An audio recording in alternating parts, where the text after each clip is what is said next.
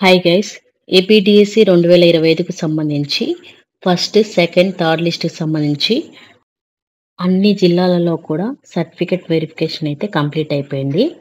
So, ఈ certificate verification complete అయినా కూడా ఏవైనా రిమార్క్స్ కనుక ఉంటే డీఈఓ ఆఫీస్‌ల నుంచి అయితే కాల్ చేసి ఏవైనా రిమార్క్స్ ఉంటే వాటికి సంబంధించి డీటెయిల్స్ అయితే కలెక్ట్ చేసుకుంటున్నారు.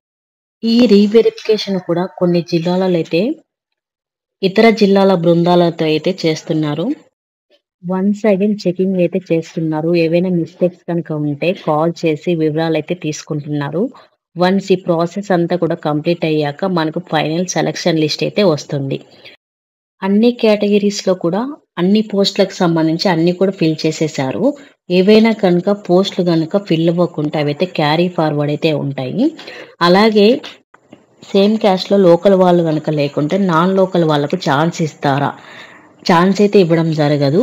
ఇన్ కేస్ ఆ సేమ్ క్యాస్ట్‌లో గనుక ఆ పోస్టులు గనుక ఖాళీగా ఉంటే అవి నెక్స్ట్ డీఎస్సీకి క్యారీ ఫార్వర్డ్ అయితే అవుతాయి. నాన్ లోకల్ వాళ్ళు ఓపెన్ 20% రిజర్వేషన్‌లో మాత్రమే ఫిల్ అవుతారు. అలాగే పోస్ట్ ప్రిఫరెన్స్ అనేది చేంజ్ చేసుకోవడానికి అవకాశం అయితే లేదు. చాలామంది అభ్యర్థుల నుంచి అయితే చాలా క్వెషన్స్ అయితే వస్తున్నాయి.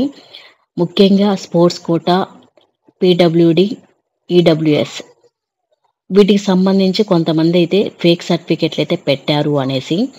సో, మీకు ఆ క్యాండిడేట్ ఫేక్ సర్టిఫికెట్లు సబ్మిట్ చేశాడు అని తెలిసి ఉంటే డిఎస్సి కమిటీ వారి దృష్టికి అయితే తీసుకెళ్ళండి.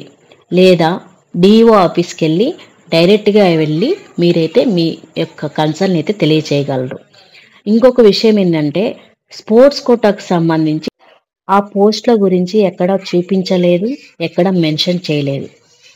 మెరిట్ లిస్ట్ వచ్చింది కానీ అందులో ఈడబ్ల్యూఎస్, పిహెచ్ కేటగిరీ పోస్టులు అయితే చూయించారు కానీ ఈ స్పోర్ట్స్ కేటగిరీ సంబంధించి ఇప్పటి వరకు ఎక్కడా కూడా ఆ స్పోర్ట్స్ కోటాకు సంబంధించి ఆ పోస్టులు అనేటివి మెన్షన్ చేయలేదు.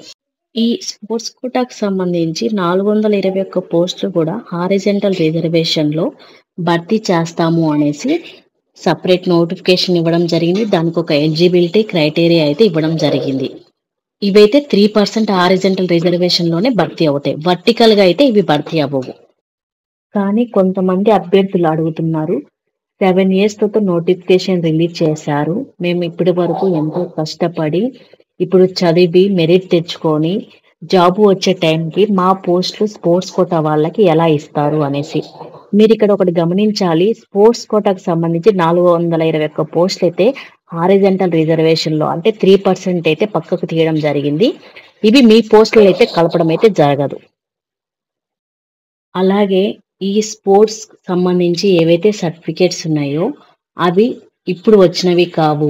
స్కూల్ ఏజ్ నుంచి ఎంతో కష్టపడితే ఈ పొజిషన్కి రావడం జరిగింది. అంటే నేషనల్స్ కావచ్చు, సౌత్ జోన్స్ కావచ్చు, ఆల్ ఇండియా లెవెల్స్ కావచ్చు, ఏవైనా కానీ హయ్యర్ అచీవ్మెంట్స్ అనేటి ఒక క్రైటీరియా అనేది ఇవ్వడం జరిగింది నోటిఫికేషన్లో. దానికి తగినటువంటి సర్టిఫికేట్స్ అనేవి ఇవ్వాలి అన్నా స్కూల్ ఏజ్ నుంచి ఎంతో కష్టపడితేనే ఆ సర్టిఫికేట్స్ అనేవి రావడం జరిగింది.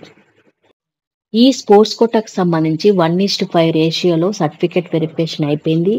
అలాగే దానికి సంబంధించినటువంటి లిస్ట్ ఏదైతే ఉందో అది ఎడ్యుకేషన్ డిపార్ట్మెంట్ కూడా చేరడం జరిగింది. సో, స్పోర్ట్స్ కోటాకు సంబంధించినటువంటి లిస్ట్ అయితే ఆల్రెడీ రెడీగా ఉంది.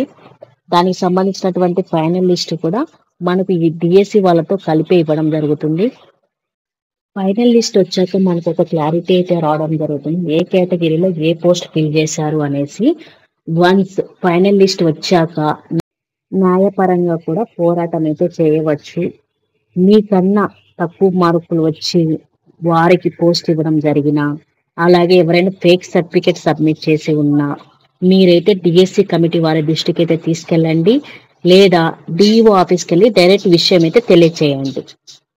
అలాగే ఒకటి కంటే ఎక్కువ పోస్టులు సెలెక్ట్ అయినా వాళ్ళని ఒక పోస్ట్కే సెలెక్ట్ చేయడం జరిగింది. అలాగే నెక్స్ట్ మెరిట్ ఉన్న వాళ్ళకి కాల్ లెటర్స్ కూడా రావడం జరిగింది. ఎవరైతే సెలెక్టెడ్ క్యాండిడేట్స్ ఉన్నారో వాళ్ళందరినీ కూడా సర్టిఫికేట్ వెరిఫికేషన్ అయితే పిలవడం జరిగింది. వాళ్ళకు సంబంధించినటువంటి సర్టిఫికేట్ వెరిఫికేషన్ కూడా కంప్లీట్ అయింది. అలాగే సెలెక్టెడ్ క్యాండిడేట్స్ లిస్ట్ కూడా రెడీగా ఉండడం జరిగింది. సో, ప్రజెంట్ అయితే మనమైతే వెయిట్ చేయాలి as per GO 77 and zone of consider ఈ రెండింటిని కూడా పాటించి ఈ సెలెక్టెడ్ లిస్ట్ అనేది వచ్చిందా లేదా అనేసి మనకు తెలియాలి అంటే మనం కొంచెం పేషెన్స్తో అయితే వెయిట్ చేయాలి. ఇదైతే వర్క్ అనేది కూడా ట్రాన్స్పరెంట్ గా జరుగుతుంది. ఇది ఇంత త్వరగా అవ్వాలంటే అంత చిన్న ఈజీ ప్రాసెస్ అయితే కాదు కదా. సో కొంచెం టైం పట్టిద్ది. అందరం కూడా ఓపికతో వెయిట్ చేయాలి.